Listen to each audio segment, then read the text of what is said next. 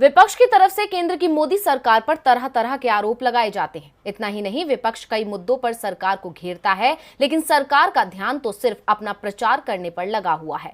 और इसका ताजा उदाहरण अभी सामने आई एक वीडियो में देखने को मिला, जिसे तेलंगाना के एक मंत्री ने साझा किया। आखिर क्या है मामला, ये देखते हैं। देश की सत्ता पर काबिज भारतीय जनता पार्टी आम जनता के लिए योजना शुरू करने में शायद उतना खर्चा नहीं करती जितना उसका प्रचार करने में करती है। ये आरोप विपक्ष लगाता रहा है। इतना ही नहीं, विपक्ष का तो यहाँ तक कहना है कि मोदी सरकार सिर्फ प्रचार पर ही फोकस करती है।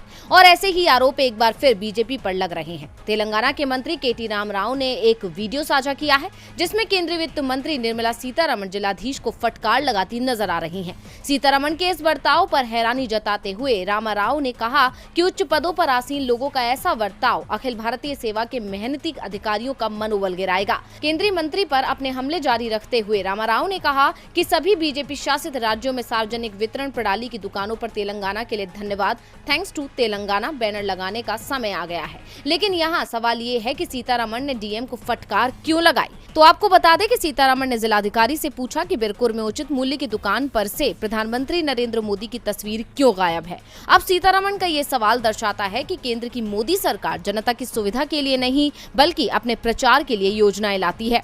और अब उनके इसी सवाल पर केंद्र की मोदी सरकार पर विपक्ष हमलावर हो गया है। इतना ही नहीं, इसके अलावा सीतारमण ने जिलाधिकारी से और भी कई सवाल किए। उन्होंने पूछा कि जो चावल खुले बाजार में 35 रुपए में बिक रहा है, वो यहाँ 1 रुपए में लोगों को बांटा जा रहा है। इसमें राज्य सरकार का कितना हिस्सा है। वित्त मंत्री ने कहा कि केंद्र साजो सामान और भंडारण सहित सभी लागत का वहन कर रहा है। सार्वजनिक वितरण प्रणाली की दुकानों में चावल की आपूर्ति की जा रही है। साथ ही ये जवाब पाने की कोशिश हो रही है कि मुफ्त चावल लोगों तक पहुँच रहा है या नहीं। अब इन सवालों का जवाब न दे पाना जिलाधिकारी को भारी पड़ गया और केंद्रीय मंत्री उन पर भड़क उठी। लेकिन इन सवालों में खास सवाल सिर्फ पीएम मोदी की फोटो गायब होना ही था, जिससे बीजेपी की मानसिकता का साफ पता चलता है।